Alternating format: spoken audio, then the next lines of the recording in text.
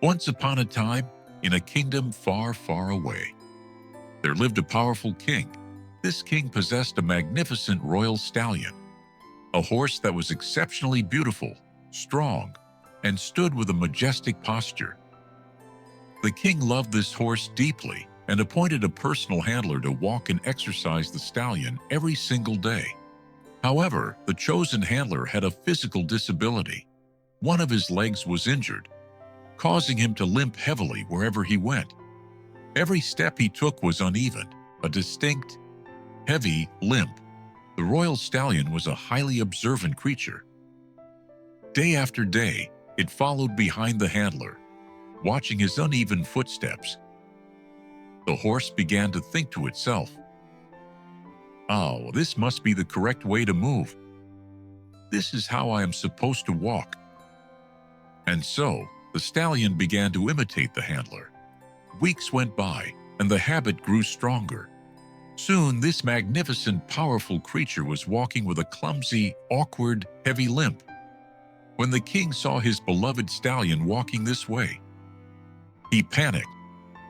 "My beautiful horse has been struck by a mysterious disease," he cried out. Immediately, the king summoned the elite royal physicians and issued a strict command. "I give you exactly 7 days to find the cure. If you fail, you will all face severe punishment." The physicians were terrified. They examined the horse's muscles, hooves, and diet. They tried everything, but found nothing. Physically, the horse was perfectly healthy. As the deadline neared, the desperate physicians ran to the Grand Wise Minister, the most intelligent advisor in the kingdom, and begged for help. The next morning, the wise minister arrived at the stables. He sat down quietly and just watched. Soon, the handler brought the stallion out. The minister's sharp eyes noticed the handler's heavy limp and how the horse carefully matched its own steps to the man's clumsy rhythm. In that single moment, the minister understood everything.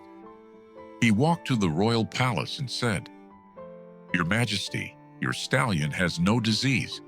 There is no need for medicine. Instead, replace the current handler immediately. Appoint a new trainer, someone who is strong, athletic, and walks with absolute grace and confidence." The king trusted the minister's wisdom and ordered the change. The very next day, the new athletic trainer took over, marching forward with powerful, confident strides. The stallion watched the beautiful, strong movements of its new guide. Its mind began to shift. "This new master moves with power. I should follow his example." Slowly, day by day, the stallion began to copy the new trainer. Within just a few days, the heavy limp completely disappeared. The majestic stallion was back, trotting with its natural, breathtaking grace. The king was overjoyed.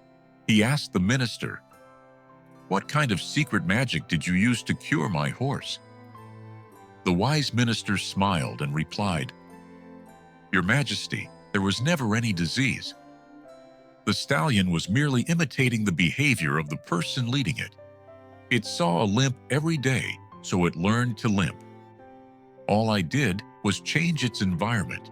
Now, let us reflect on this story, because this ancient tale is a profound mirror for our own lives. There is a powerful truth we must realize. Our environment is our mirror. Just like the stallion, the horse did nothing wrong, but because the person walking directly in front of it had a limp, the horse normalized a flaw, simply because it was exposed to it constantly. This happens to us as human beings every single day. If you surround yourself with people who constantly complain, people who make excuses, or people who waste their time, your mindset will slowly, unconsciously, begin to limp.